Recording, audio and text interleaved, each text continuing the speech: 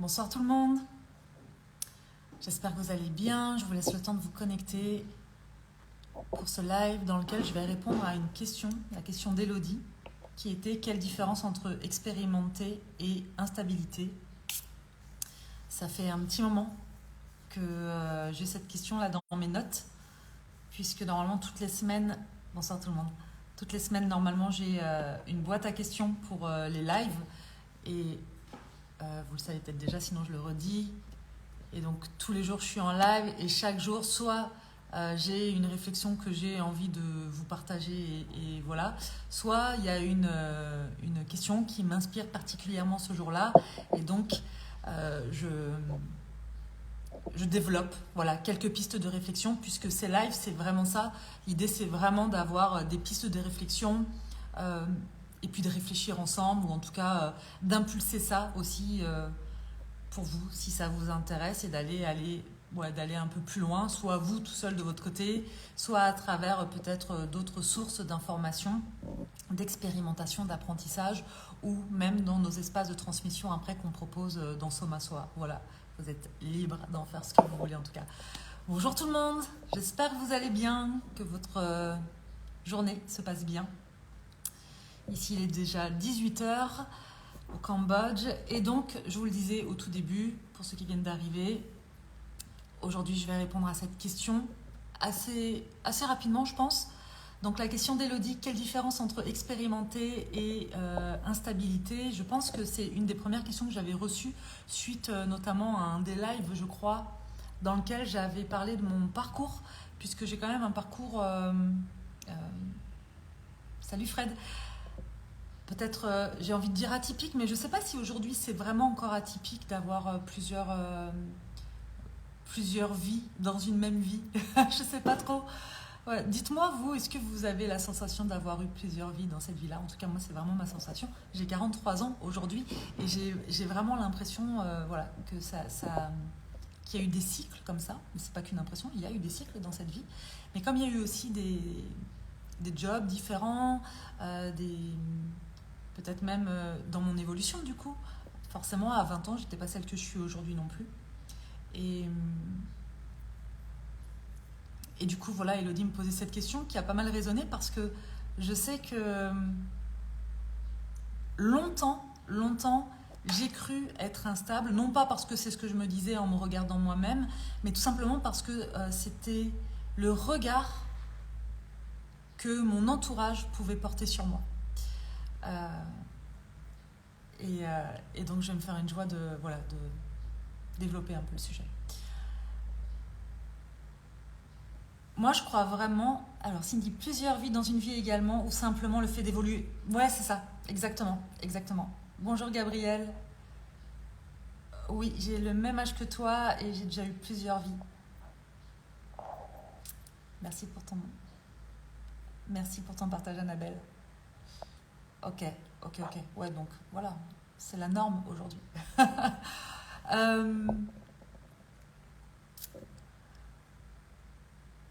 Je crois vraiment que la vie, c'est du mouvement.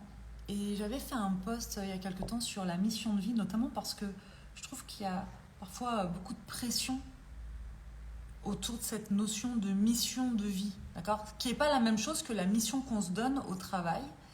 La mission de vie, il y a quelque chose parfois d'assez lourd avec peut-être le sentiment de passer à côté quand on ne sait pas vraiment ce qu'est notre mission de vie. En tout cas, moi j'ai pu parfois être interpellée par des personnes qui se posaient la question et qui se sentaient un peu bloquées là-dedans en disant mais moi j'entends parler de mission de vie partout, je ne sais pas vraiment quelle est ma mission de vie et si je me trompe et si ça change et si ceci et si cela. Et donc j'avais fait quand même un post en disant ce que je pense, c'est-à-dire que pour moi notre première mission de vie c'est de vivre. Tout simplement, voilà. Ça sert à rien parfois d'aller chercher des espèces de trucs hyper compliqués, de se faire des nœuds au cerveau. On est là, on est vivant et dans cette vie, on expérimente, on fait des expériences. On fait l'expérience de soi, puis on fait l'expérience de la relation aussi à l'autre. Et du coup, c'est un mouvement entre ce qui se passe dans notre monde intérieur et nos interactions avec le monde extérieur. Et quand on est en interaction avec le monde extérieur, on apprend encore plus de choses aussi sur soi. Et, et ça va d'ailleurs dans ce sens-là.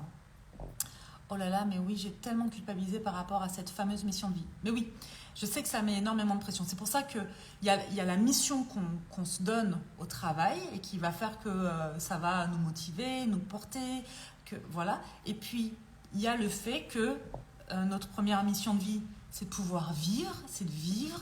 Pour vivre, la vie, c'est l'expérimentation. L'expérimentation, ça crée du mouvement. Tant qu'il y a du mouvement, il y a de la vie. Voilà, point. Après, si vous vous sentez porté par d'autres élans, par d'autres missions, ma foi, tant mieux. Mais pas de pression autour de ça. Voilà. Ça n'empêche pas d'avancer, en fait. De ne pas être au clair avec une espèce de mission de vie comme ça, pour laquelle on serait... c'est pas grave si c'est pas clair pour vous. C'est pas grave si vous vous posez des questions. Et encore une fois, peut-être qu'à un moment donné, vous avez l'impression que c'est ça pour vous, et puis quelques temps après, c'est autre chose. Parce que, encore une fois, on n'est pas la même personne à 20 ans, à 30 ans, à 40 ans, et j'imagine à 50 et 60 et bien au-delà. D'accord ? Donc, on évolue, nos pensées évoluent, notre façon d'être évolue, notre façon de faire aussi, forcément, évolue. D'accord ? Et je crois que dans cette notion d'expérimentation, ou d'instabilité par rapport au regard que l'extérieur peut poser sur le fait qu'on peut changer d'avis, bouger, expérimenter. Je crois qu'il y a deux choses. Déjà, c'est est-ce que ces notions-là, est-ce que vous pensez que c'est vous qui êtes instable ou est-ce que c'est ce qu'on vous raconte ou est-ce que c'est ce que votre mental vous raconte parce que vous avez peur du jugement ? Ça, c'est la première chose. La deuxième chose, moi, je crois, mais encore une fois, c'est ma croyance, qu'on n'est pas la même personne du coup à 20 ans, à 30 ans et que du coup, je ne vois pas pourquoi notre lieu d'habitation, peut-être même la personne avec qui on partage notre vie, nos amis et surtout notre travail, parce que je crois que là la question était en lien surtout avec la vie professionnelle, pourquoi ça n'évoluerait pas aussi, ça ne changerait pas même parfois, au-delà d'évoluer. Pour moi, c'est pas un souci. Et pour moi, ça reste de l'expérimentation. Merci de proposer cette différence entre travail et la vie, simplement, ça permet de se détendre. Avec plaisir, Virginie. Oui, vraiment, je trouve que, franchement, on se met quand même vachement de pression. Parfois, à des endroits où c'est pas nécessaire. Et puis, cette notion de mission de vie, et puis, je crois aussi que c'est renforcé avec les réseaux sociaux, et avec voilà toute cette notion autour du développement personnel, mais parfois aussi de la spiritualité, parfois avec des concepts qui paraissent hyper compliqués, peu accessibles ou élitistes. Non, vivre, apprendre à être, apprendre à se connaître, même la spiritualité, c'est des choses qu'on porte en nous. C'est accessible à tout le monde en fait. Donc je crois que parfois il faut arrêter de faire des grands blabla, des grands discours avec des mots très compliqués pour des choses qui en fin de compte sont simples et accessibles à tout le monde. Okay, c'est une façon peut-être de faire croire que c'est pas accessible à tout le monde pour se sentir un peu au-dessus, alors qu'en réalité, voilà, c'est accessible à tout le monde. A priori, là, tous ensemble, là, on vit tous. Peu importe d'ailleurs comment on vit, peu importe qu'on soit dans des formes qu'on soit dans des zones confortables, inconfortables, qu'on ait l'impression d'être très missionné, peu missionné, qu'on soit perdu, au contraire, qu'on trace notre route en sachant très bien où on va pour le moment, on s'en fiche, on est tous vivants. Sortir de l'image que l'on pense que les autres attendent ou veulent avoir de nous, vivre et s'aimer soi pour assumer ce que l'on veut vraiment. Absolument, Annabelle. Parfois, c'est nous qui projetons ce que les autres pourraient projeter sur nous. Tu vois, parfois, on se met beaucoup de pression en imaginant que d'autres personnes attendent des choses de nous ou portent un regard sur nous. Coucou Cathy. Alors que pas du tout. Hein. Souvent, c'est aussi une histoire d'ego et de... Encore une fois, ça se passe souvent entre nous et nous. Moi, ce que j'ai quand même remarqué dans ma vie et dans tous mes changements, c'est que plus j'étais au clair avec mes changements, plus je les assumais et moins j'avais de réflexion ou de réflexion de mon entourage en fait. C'est-à-dire qu'au début, je tâtonnais peut-être, j'étais pas forcément sûre de moi aussi dans ces changements de vie, dans ces changements de carrière. Et je crois que quelque part, consciemment ou inconsciemment ou énergétiquement, j'en sais rien, mais ça ouvrait la porte aux autres pour donner leur avis. Okay, à partir du moment où ça a été très clair pour moi, c'est comme ça, je suis comme ça. C'est même pas j'assume ce que je fais, c'est j'accepte ce que je suis et je m'accueille et je m'aime comme je suis. Donc en fait, je n'ai aucune honte sur le fait que je change en fonction de qui je suis, de ce qui me fait vibrer. Si ça correspond plus, c'est ok, je change et puis c'est tout en fait. Parce que pour moi, c'est ça mon objectif dans ma vie, c'est de m'épanouir. Et puis parfois, mon épanouissement, il passe par des voies différentes. Et c'est comme ça. À partir du moment où moi, j'ai pu m'accueillir, m'accepter et m'aimer moi-même avec ça, le regard extérieur a changé. Alors, est-ce que c'est le regard extérieur qui a changé ou est-ce que c'est mon regard sur le regard extérieur qui a changé? Je ne peux pas vous dire, en fait, parce que je crois que les deux, souvent, sont en lien. Okay, si je suis pas au clair avec moi-même, si je me rejette, si j'aime pas des parts de moi ou si j'ai honte de certaines parts de moi, je vais avoir plus l'impression que le monde extérieur aussi est focus là-dessus. Et parfois, c'est qu'une illusion de mon mental. Okay, pour donner un exemple, moi j'ai commencé à 18 ans, en fait, j'ai fini mes études, ma première vague d'études, et j'étais styliste puisque j'avais fait des études en stylisme. Donc j'ai été styliste pendant 2 ans. Ensuite, j'ai repris mes études tout en étant éducatrice spécialisée. On m'a payé mes études. Mon employeur à l'époque m'a payé mes études pour reprendre 3 ans en tant qu'éducatrice spécialisée. J'ai travaillé en foyer. J'ai commencé à accompagner des enfants au foyer départemental de l'enfance dans le 93. Je peux vous assurer qu'entre mon monde parisien dans le Marais en tant que styliste et le foyer dans le 93 auprès des enfants maltraités, il y avait un monde entre les deux. Hein. Et forcément, alors moi c'est ma mère souvent qui ne comprenait pas, qui me disait mais t'as rêvé d'être styliste, t'as eu un job alors que c'est tellement difficile d'y accéder et tout, puis maintenant tu changes tout, puis tu veux être éduc-spé. Bon ok, je fais mes études, 3 ans, je bosse en tant qu'éduc-spé et j'avais voulu à l'époque travailler en tant qu'éduc-spé parce que quand j'ai choisi ma voie professionnelle, il y avait 2 choses qui se dessinaient. En fait, moi j'avais très envie d'œuvrer et d'aider les enfants qui vivaient des maltraitances, et pas que d'ailleurs, pas que les enfants, mais d'abord les enfants, et je voulais être juge pour enfants en fait. Sauf que pour ceux qui me connaissent un petit peu ici, j'en ai déjà parlé, moi j'ai grandi dans une famille où il y avait quand même pas mal de maltraitance, voilà, et j'avais une certaine... voilà, les études étaient plus longues et du coup j'ai choisi la voie de la facilité pour moi, donc j'ai été styliste. Donc très naturellement, après, je me suis réorientée vers une autre forme de boulot pour pouvoir faire ce que j'avais envie de faire, c'est-à-dire accompagner les enfants pour, voilà, dans plus de sécurité, etc., d'œuvrer dans ce sens-là. J'ai fait ça pendant 13 ans. En tout cas, j'ai travaillé dans le social pendant 13 ans avec la conscience que le jour où j'arriverai au foyer à reculons, je changerai. C'était très très clair pour moi. Et donc, ça a duré, je crois, 8 ans au premier foyer, je ne sais plus exactement. Puis après, j'ai travaillé avec les personnes SDF. Je me suis éclatée pendant 1 an, j'ai arrêté. Puis, j'ai travaillé auprès des familles pour éviter les placements ensuite, quand voilà, il y avait des soucis, pour éviter les placements. Et puis ensuite, ça ne me correspondait plus pour d'autres raisons. Et entre-temps, j'avais repris mes études en psycho. Voilà. Et puis j'ai ouvert mon cabinet. Et puis ça se passait bien. Et je me suis éclatée comme ça. Et puis entre-temps, je me suis passionnée pour la photographie. J'ai commencé à travailler, à faire de la photographie, à intégrer ça aussi dans mes accompagnements. Et puis après, j'ai fait des sites internet en faisant les miens. J'ai été contactée par d'autres personnes, donc j'ai fait des sites internet pour d'autres personnes. Bref, le nombre de fois où on m'a dit, mais toute cette énergie que tu mets pour déconstruire, est-ce que tu es instable, est-ce que ceci, est-ce que cela? Parfois, j'ai pu douter moi aussi de ça. Et en même temps, j'étais vraiment portée par j'aime tellement ce que je suis en train de faire. Oui, je suis passionnée par la psychologie humaine, plus même par la complexité humaine, par la psyché, par les rapports entre humains et tout ça. Mais ça ne s'arrête pas là, je suis passionnée par tellement de choses en fait. Est-ce que je dois m'arrêter à quelque chose? Et en fait, ce dont je me rends compte aujourd'hui, c'est que toutes ces choses, toutes ces expériences qui aurait pu être perçu par l'extérieur pour des erreurs peut-être, j'en sais rien.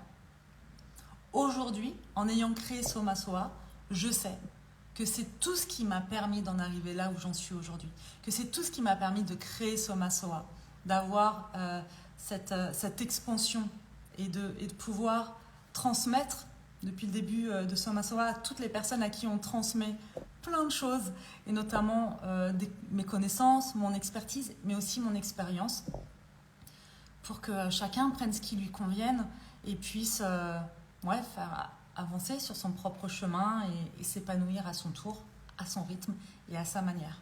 Ok. Vous n'empêcherez jamais les gens de vous dire que vous êtes instable ou de porter même un regard ou un jugement. Mais ça ne dit pas grand-chose de vous. Quand quelqu'un dit quelque chose de vous, ça dit plus de choses de cette personne que sur vous-même. Vous comprenez ce que je veux dire? Donc, par exemple, quand ma mère me disait « mais tu changes encore, mais là t'es bien, mais là tu es connu, tu es reconnu en tant que psy dans ton cabinet et tout, pourquoi tu lâches tout pour créer Soma Soa, pourquoi ceci, pourquoi… » En fait, ça ne disait pas grand-chose de moi. En revanche, ce que ça disait, c'est que ça parlait de sa peur de maman, ou peut-être même juste de sa peur à elle en tant que femme. Vous voyez? C'est tout.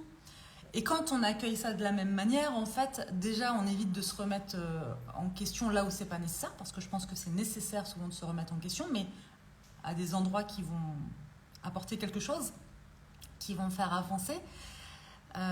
Mais de prendre conscience que là, il ne s'agissait pas de moi, mais qu'il s'agissait de sa pensée à elle ou de sa peur à elle, déjà, ça permet de prendre un peu de recul et puis d'éviter de rentrer dans des explications, dans des conflits ou dans des choses comme ça. D'accord? Donc, peu importe ce qu'on vous dit de vous d'ailleurs, que ce soit instable ou autre, j'aime pas ta coupe de cheveux, c'est nul ce que tu fais, ou je sais pas quoi, ça dit pas grand chose de vous. Voilà. Sauf si vous vous identifiez déjà à ça, et que ça vient faire résonner quelque chose en vous qui est pas confortable, là, a priori, voilà. Il y a peut-être quelque chose à aller voir par rapport à ça. Mais sinon, la plupart du temps, quand quelqu'un vous porte un jugement sur vous, la personne parle plus d'elle que de vous. Voilà. Ça, pour moi, c'est vraiment la première chose vraiment à intégrer. Ça ne veut pas dire que l'opinion des autres… Enfin, c'est même pas l'opinion des autres. Il y a des critiques qui sont très constructives et qui font avancer. Mais c'est bien d'avoir un filtre quand même pour voir ce qui va vraiment vous apporter ou pas. Voilà. C'est bien aussi de savoir à qui vous apportez du crédit ou pas, c'est-à-dire… est-ce que c'est une personne en qui vous avez confiance, qui vous parle? Est-ce que cette personne, elle fait un pas de côté pour vous donner le meilleur peut-être de son expérience, peu importe que ce soit un échec ou une réussite? Est-ce que c'est vraiment une discussion ouverte, etc. Ou est-ce que c'est juste quelqu'un qui projette des peurs sur vous, par exemple, ou un jugement sur vous? Dans ces cas-là, pour moi, non, il n'y a pas grand-chose à en faire. Après, ça appartient à chacun et chacun fait parfois même plus comme il peut que comme il veut. Soyons d'accord. Donc ça, c'est la première chose. La deuxième chose, je vous l'ai déjà dit, c'est accepter en fait que la vie, c'est expérimenter et que parfois, on a besoin de tester plein de choses, mais aussi de faire des erreurs, voire même de vivre des échecs, parce qu'on apprend énormément de ces erreurs et de ces échecs à partir du moment, encore une fois, où on fait en sorte de les accepter, de les regarder et de continuer de s'aimer avec ça, eh bien ça devient une vraie source d'inspiration pour grandir, pour évoluer et parfois même pour réajuster, souvent même d'ailleurs, pour réajuster un petit peu notre parcours. Okay, et heureusement qu'on a des échecs parce que ça veut dire qu'on n'est pas sur la bonne voie. Donc ces inconforts et ces échecs nous permettent de réajuster les choses. Et ça, c'est génial. Donc pour moi, tester, retester, se tromper et recommencer, en fait, c'est génial parce que c'est ce qui nous permet de savoir qu'on a aussi tout un champ des possibles d'évolution. Okay, si on était déjà arrivé au bout du bout, en sachant que pour moi ce sera sur le lit de mort, voilà, mais si là aujourd'hui vous aviez absolument tout ce que vous vouliez, que vous saviez tout sur tout, je vais couper ça parce que, hop, on reçoit des mails. Que vous saviez déjà tout sur tout. Moi, personnellement, je m'ennuierais. J'aime tellement étudier. Ouais, c'est ça, exactement. Ça s'appelle la vie, Fred. C'est ça. En fait, moi, par exemple, j'aime tellement étudier. J'ai une soif de connaissances et tout ça. Donc, si demain, je me réveillais en sachant tout, probablement que ça m'enlèverait un grand plaisir.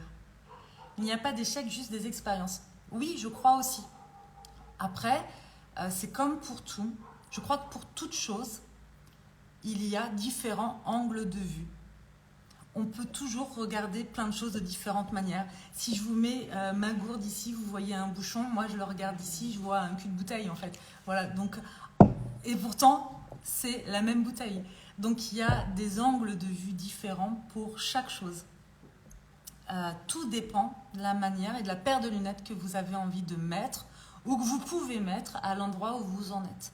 Donc, pour moi, l'instabilité, elle se situe à d'autres endroits et plus dans l'être que dans le faire. Parce que souvent, on juge quelqu'un d'instable parce qu'il fait plein de choses différentes. Moi, j'ai tendance à dire que parfois, l'instabilité, c'est plus dans un état d'être. Par exemple, on peut être dans une instabilité, se sentir dans une instabilité émotionnelle, psychologique, vous voyez, vraiment osciller comme ça très rapidement entre des hauts et des bas et tout. Bon, voilà. Mais pour moi, tester, expérimenter, changer, se tromper, échouer en fonction du regard qu'on porte sur les choses, recommencer, comme Fred disait dans les commentaires, c'est la vie. Et surtout, de mon point de vue, c'est ce qui enrichit la vie, c'est ce qui embellit la vie.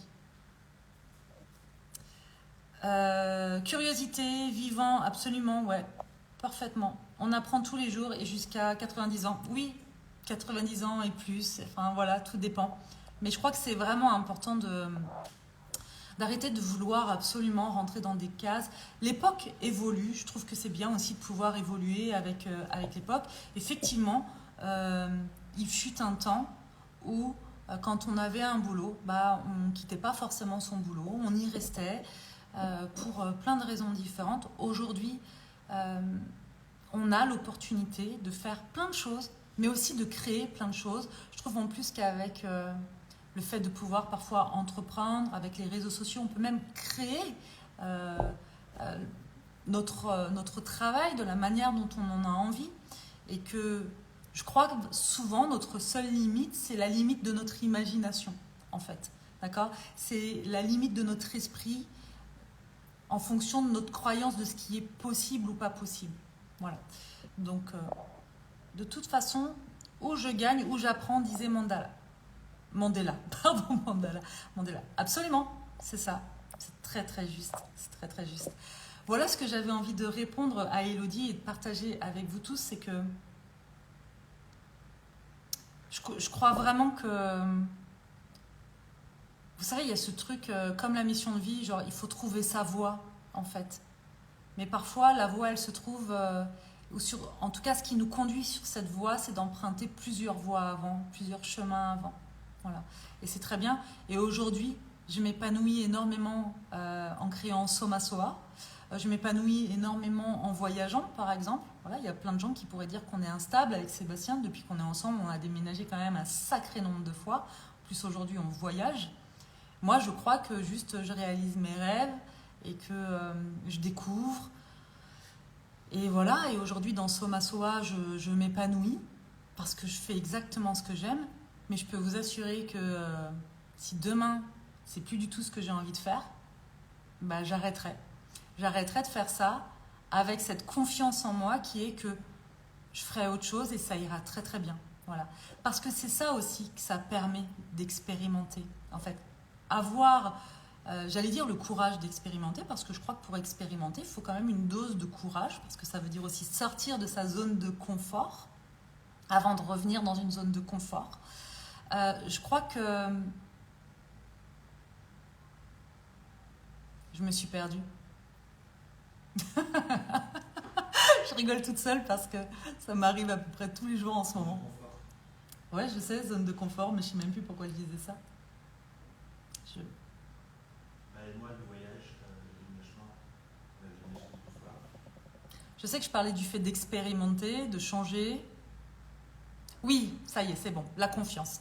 Dans le fait d'expérimenter. En fait, plus on sort de sa zone de confort, plus on expérimente, plus aussi on est au clair avec le fait qu'on a des ressources et des capacités en nous.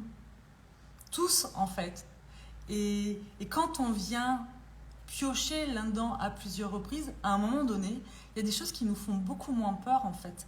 Parce que moi, je suis très au clair avec le fait que si demain, il n'y a plus Soma Soa, je sais que je peux faire de la photo, je sais que je peux faire des sites, je sais que je peux redevenir thérapeute.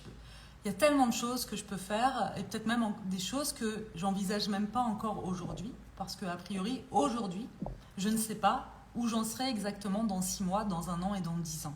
D'accord? Donc je crois vraiment que accepter d'expérimenter plein de choses, mais c'est s'enrichir en fait intérieurement. C'est vraiment s'ouvrir à cette curiosité et à ces possibilités. Je crois que ça nous fait grandir, évoluer et que c'est une richesse. Peu importe ce que l'extérieur s'imagine de vous ou pense de vous, en fait on s'en fiche, franchement. On s'en fiche complètement. Moi, j'ai un de mes meilleurs potes à chaque fois qui me disait waouh, cette énergie que tu mets. Et lui, il pensait effectivement que je pouvais être instable dans ma vie professionnelle, par exemple. Et aujourd'hui, je pense qu'il ne comprend pas tout à fait ce que je fais avec Soma Soa. Mais par contre, il sait que je m'épanouis là-dedans.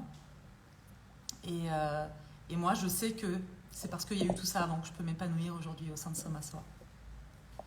Alors, je vois défiler des choses. Je souris aussi et je suis très heureuse parce que je reçois des notifications en même temps du groupe Telegram. Je viens d'ouvrir le groupe Telegram du programme Vision et toutes les personnes là qui se sont inscrites, ça y est, partagent leur présentation. C'est un beau groupe, je suis très très heureuse. La limite de nos peurs, je dirais même. Désolée Fred, j'ai perdu je ne sais pas à quoi ça se raccroche du coup. De toute façon, je gagne ou j'apprends ça, je l'ai lu. Ok, la limite de nos peurs. On a toujours eu le choix antérieurement que les personnes changent de travail, c'était très difficile. Ok. Oui, on a beaucoup voyagé, Fred, effectivement. Enfin, beaucoup. On voyage en tout cas. Et on continue. Quand tu te perds à force de tester différentes voies pour trouver ta voie et que tu n'as plus le courage de recommencer. Moi, je crois pas qu'on se perde en fait en expérimentant. On peut avoir la sensation de se perdre.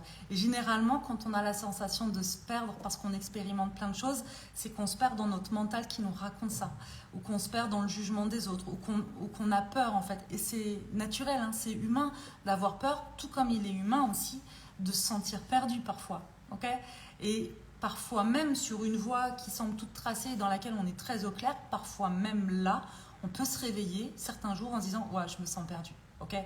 Pour moi, ça, c'est pas un fait.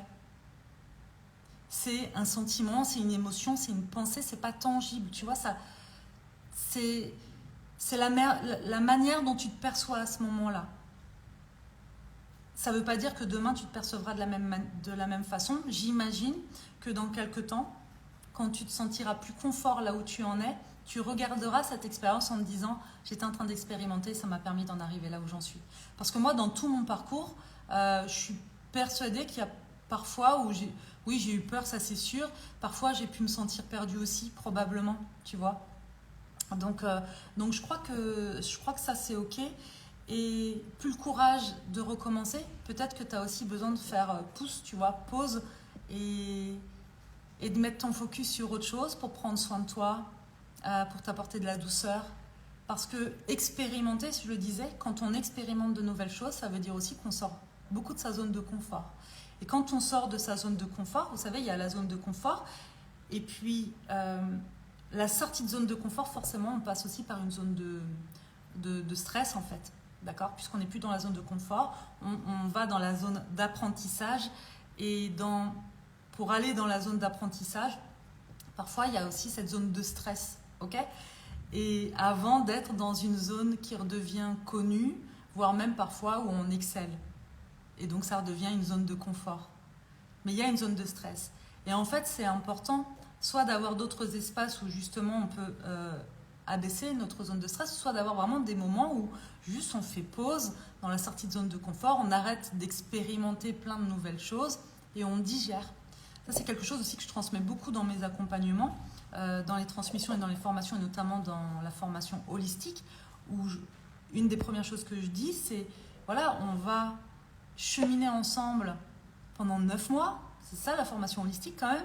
Donc pendant 9 mois, il va y avoir des remises en question, on va apprendre des nouvelles choses, on va sortir de notre zone de confort, on va apprendre à se connaître, bref, c'est super.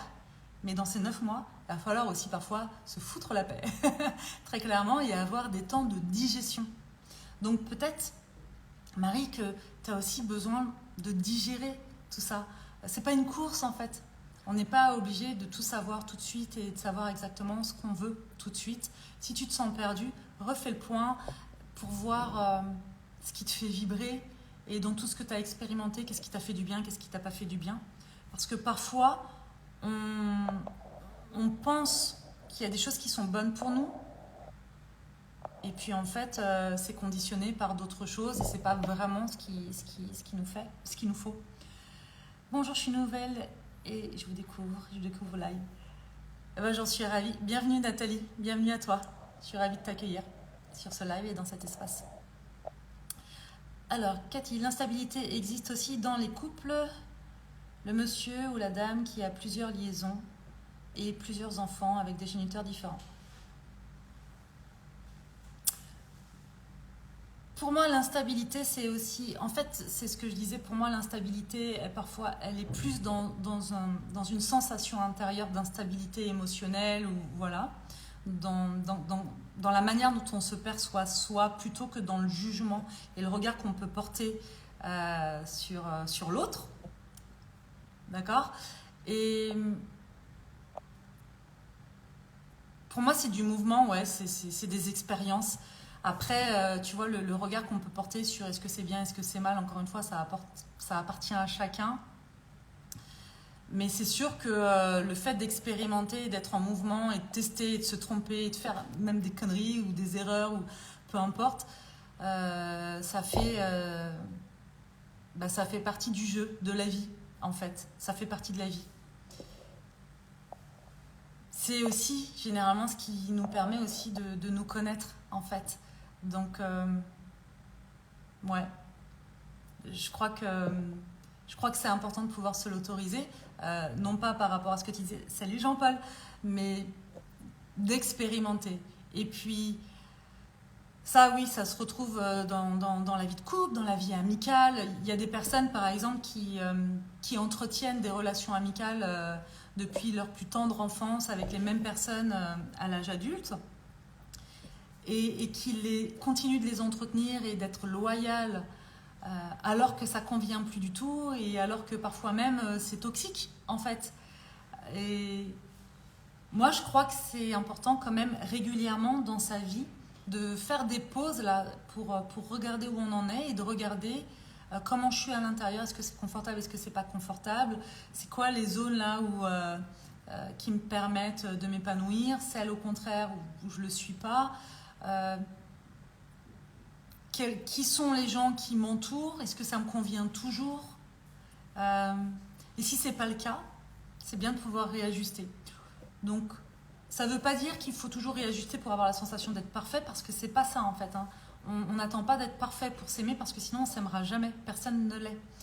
Mais c'est plutôt comment, en ayant ce regard là sur moi, en réajustant les choses, en me trompant, etc., comment je peux toujours cultiver mon estime de moi-même en fait, comment je peux toujours être dans le respect et l'amour de moi-même. C'est ce qui d'ailleurs va faire que le regard extérieur va avoir de moins en moins d'importance, ou en tout cas ce sera pas une vérité absolue. Ok. Sébastien me dit là qu'il n'y a plus que 2 places si vous voulez nous rejoindre dans Vision, parce que j'ai partagé Vision en story. On a envoyé aussi un petit mail parce que dans le programme Vision, voilà, ce qui permet aussi du coup de rebondir sur tout ce que je vous disais pour y voir un peu plus clair justement quand on se sent perdu. ou quand, même si on se sent pas perdu dans notre activité, pour avoir une vision plus claire. En tout cas, on a créé ce programme-là et on a envie d'avoir un tout petit groupe pour que je puisse vraiment avoir le temps d'accompagner le groupe, mais aussi chacun en fonction des besoins et des questions. Donc c'est vraiment 2 jours où on va être ensemble, demain et après-demain, pour que vous puissiez me parler si vous en avez envie et me présenter vos projets à venir, peut-être vos doutes, pour qu'on puisse aussi réajuster ensemble. Bref, petit groupe, et du coup là il ne reste plus que 2 places, il est encore temps de nous rejoindre. Alors après, le programme sera accessible de toute façon en tant que programme, en tant que tel, en replay, mais si vous avez envie de profiter de cette énergie de création du groupe là et des transmissions en live, ça commence demain et il ne reste plus que 2 places pour pouvoir le faire. Est-ce que vous avez d'autres questions? Je crois que j'ai répondu à tout le monde sur cette question-là. Voilà, vous voyez comment ça résonne pour vous, cette notion d'expérimentation, est-ce que vous vous autorisez ça? Voilà. Je vais vous en parler beaucoup de fois, de cette notion d'autorisation, parce qu'en fait, je crois vraiment que ça part de ça. Oui, il y a l'amour de soi et tout ça, et puis il y a aussi ce qu'on peut s'autoriser, en fait. Qu'est-ce que je m'autorise? Comment je m'autorise à vivre, en fait? Est-ce que je me force à rester dans des espaces, pour entrer dans des boîtes qui sont trop étroites pour moi, qui ne me conviennent plus, ou est-ce qu'au contraire, je m'autorise à aller voir ce qui se passe ailleurs, à aller voir si je me plais, aller voir... Ça ne veut pas dire que... Je crois que s'il y a un truc que j'ai appris là ces derniers temps, c'est que le fait de s'autoriser à explorer d'autres choses et à s'aimer aussi avec ça, on le fait avec beaucoup plus de grâce, beaucoup plus d'amour pour soi quand on a aussi beaucoup de gratitude pour ce qui est déjà. Vous voyez, l'un ne va pas sans l'autre en fait. C'est pas parce que on a envie d'expérimenter autre chose, c'est pas parce que parfois on a envie de plus ou de moins ou de différent que ce qui est là est à jeter complètement à la poubelle. Parce que dans ce qui est là, on a déjà acquis et appris plein de choses.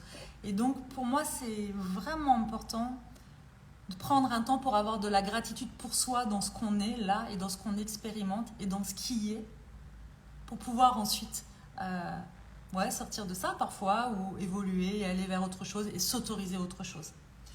Les peurs limitantes sont difficiles à dépasser. Ouais, c'est difficile parce qu'on s'y accroche beaucoup, c'est difficile parce qu'on s'offre peu d'espace pour y mettre beaucoup de conscience et lever le voile. Il y a plein de choses qui nous semblent difficiles. En fait, tant qu'on n'a pas la conscience de nos croyances limitantes, elles ne sont pas difficiles puisqu'on n'en a pas conscience. Et une fois qu'on a mis de la conscience dessus, ce qui peut devenir difficile, c'est tout le jugement qu'on a, c'est le fait de rester enfermé là-dedans alors qu'on imagine qu'il faudrait absolument qu'on en sorte tout de suite. C'est le fait de ne pas savoir comment faire, par où commencer, ou de se juger. Enfin bon, voilà. Pour moi, c'est ça, tu sais, la notion de difficile, plutôt. Mais en fait, si on a des croyances limitantes à un moment donné qu'on perçoit, qu'on lève le voile dessus, qu'on met de la conscience là-dessus et qu'on s'aime quand même avec ça et que jour après jour, petit à petit, à son propre rythme, on évolue, on teste justement sur ok, si je fais différemment, est-ce que c'est possible? Tiens, on m'a inculqué ça dans ma famille, c'est une croyance pour moi qui est très forte, mais tiens, je vais aller dépasser ça, je vais tester où j'ai peur et puis à un moment donné j'ai moins peur, etc. etc. Mais toutes les croyances, enfin la plupart des croyances limitantes qu'on a, elles sont souvent dues à notre enfance, à l'environnement dans lequel on a grandi, puis ensuite elles se renforcent ou de nouvelles se construisent d'ailleurs en fonction des expériences qu'on vit en grandissant puis à l'âge adulte. Et puis on peut peut-être parfois choisir de rester dans une zone de confort et de ne pas trop aller voir ce qui se passe à l'intérieur de nous, justement pour rester dans le confort de ce qu'on croit. Et puis quand on commence à avancer là sur le chemin de la connaissance de soi et à mettre de la conscience, Parfois, on n'a pas d'autre choix, en fait, hein, quand même, que d'être face au miroir et de se dire, bon, ok, là, j'ai un rêve et j'y parviens pas, ou c'est trop difficile, je n'arrive pas à passer à l'action ou à l'envisager vraiment parce que j'ai plein de croyances limitantes, parce que j'ai aussi des loyautés vis-à-vis de ce qu'on m'a inculqué. Quel choix je fais, en fait? Est-ce que je me sacrifie pour des croyances limitantes, des croyances qui, en plus, la plupart du temps, ne m'appartiennent pas vraiment à moi? Ou est-ce que j'ai le courage d'aller au-delà de ça pour expérimenter, pour m'expérimenter? Parce que je crois vraiment aussi que dans tout ce qu'on expérimente, on a l'impression qu'on expérimente à l'extérieur de soi, mais en fait, on ne fait que s'expérimenter soi-même, on ne fait qu'apprendre à se connaître soi-même. Parce que c'est ça aussi l'expérience de la vie, hein. L'expérience de la relation à l'autre, c'est l'expérience de la connaissance de soi aussi. Donc, voilà. Voilà les amis, je vais vous laisser avec ces réflexions-là. Si si ça vous inspire d'autres réflexions, des questions, vous pouvez les laisser en commentaire puisque je vais mettre ce live comme d'habitude en replay. Et puis, prenez un petit temps peut-être. Après ce live, offrez-vous 5 minutes. Inde, merci. Merci mon ami. Prenez quelques minutes peut-être juste après pour écrire dans votre carnet qu'est-ce que vous avez envie de retenir de cette réflexion, de ce partage. Est-ce qu'il y a des choses qui résonnent en vous? Est-ce qu'il y a des choses qui vous inspirent? Est-ce qu'il y a des déclics? Est-ce qu'il y a de nouvelles idées qui arrivent? Notez-les. Puis si vous avez envie de les partager en commentaire, je serai très heureuse de vous lire. Voilà. Je crois que c'est tout. Avec plaisir Fred. Je vous dis à demain. Pour le prochain live, je vais vous partager en story là une boîte à questions pour si vous avez des thèmes que vous avez envie que je développe, peut-être d'autres réflexions sur des thèmes que vous avez envie de voir là, n'hésitez pas, je vais vous partager ça juste après. Je vous embrasse, très belle journée à vous et à demain.